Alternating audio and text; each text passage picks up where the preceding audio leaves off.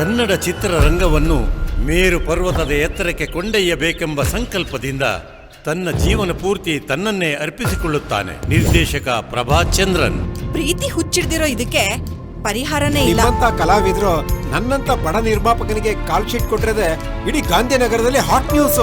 Heroine combination artist ನಿಮಗೆ ಕೊಟ್ಟಿರೋ date ನ ಕ್ಯಾನ್ಸಲ್ ಮಾಡ್ತಾ ಇದ್ದೀನಿ. ನನ್ಗೆ ಶೂಟಿಂಗ್ ಬರಕ್ ಆಗಲ್ಲ. ನಗ್ನಗ್ತಾ ಮಾತಾಡಿದ್ದು ನನ್ನ ಜೀವನ ಪೂರ್ತಿ ನಿನ್ನ ನೆರಳಲ್ಲೇ ಇರ್ಬೇಕಂದಿದ್ದು ಸುಳ್ಳೇನು? ಕನ್ಫರ್ಮ್ ಆಗಿ ಗಗನ ಆಕ್ಟ್ ಮಾಡ್ತಿಲ್ವಾ? ನಿಮ್ಮನ್ನ ನೋಡಕ್ ಜನ ದಿನ ಎಲ್ಲ ಕಾಯ್ತಾ ಇರ್ತಾರೆ. ಅಂತದ್ರಲ್ಲಿ ನಾನು 2 ಗಂಟೆ ಕಾಯೋದ್ರಲ್ಲಿ ಏನೂ ತಪ್ಪಿಲ್ಲ ಬಿಡಿ. ಚಂದಿರನ ಮುಖದಂತವಳೆ, ಹಾಲಿನ ಕೆನೆಯಂತವಳೆ, ಇನ್ಯಾಕೆ ತಡಬೇಡ ಬಾಬಾರೆ ನನ್ನ ಬಳಿಗೆ, ಇನ್ಯಾಕೆ ತಡಬೇಡ ಬಾಬಾರೆ ನನ್ನ ಬಳಿಗೆ.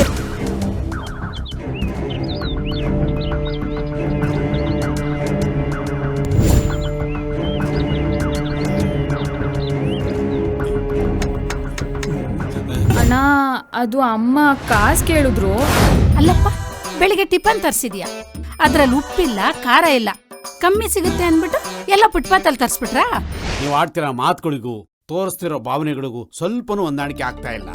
ದಿನ ಮಾಡೋ ಕೆಲಸ ಆಗಿದ್ರೆ ಆರಾಮಾಗಿರ್ಬೋದಾಗಿತ್ತು. ಆ ಹೀರೋಯಿನ್ಗಳು ಸೆಟ್ಟಿಗೆ ಬಂದಾಗ್ಲಿಂದ ಹಿಡಿದು ಮನೆಗೆ ಸೇರಿಸೋವರೆಗೂ ನಮ್ ಪಾಡು ನಾಯಿ ಪಾಡು. ಏನಯ್ಯ ನೀನು ಹಂಗ್ ಹಾರನ್ ಹೊಡ್ಕೊಂಡ್ ಬಂದಿದ್ಯಾ? ಕಣ್ ಕಾಣಕ್ಕಿಲ್ವಾ ನಿಂಗೆ? ಕಿವಿ ಕೇಳಲ್ಲ ನಮ್ಮ ಆರಾಮ್ ಮಾಡಿದ್ರೆ ಹಂಗೆ ಹೋಗ್ತಾ ಇದೀಯಾ?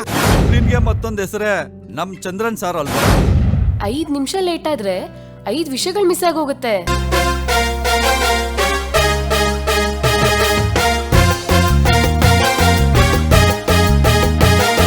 ನನ್ನ ಕನಸಿನ ಲೋಕದ ರಾಣಿ, ಕಡಲಾಳದಿಂದ ತಂದ ಮುತ್ತಿನ ಮಣಿ, ಬಾ ಇಲ್ಲಿಗೆ ಇಲ್ಲ ಬರಲೆ ಅಲ್ಲಿಗೆ, ಬಾ ಇಲ್ಲಿಗೆ ಇಲ್ಲ ಬರಲೆ ಅಲ್ಲಿಗೆ.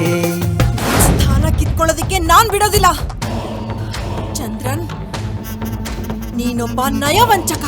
ಕಾರ್ ಒಳಗಿರೋದು ದಿ ಗ್ರೇಟ್ ಸ್ಟಾರ್ ಚಂದ್ರನ್ ಅವರ ಕನಸಿನ ಕನ್ಯೆ. ಕನ್ಯೆ ಯಾವ ಲೆಕ್ಕಲ್ಲಮ್ಮ? ಕನ್ಯೆ ಅವಳೇ ಗಗನನೇ ಮಾಡಿಸಿರೋದು.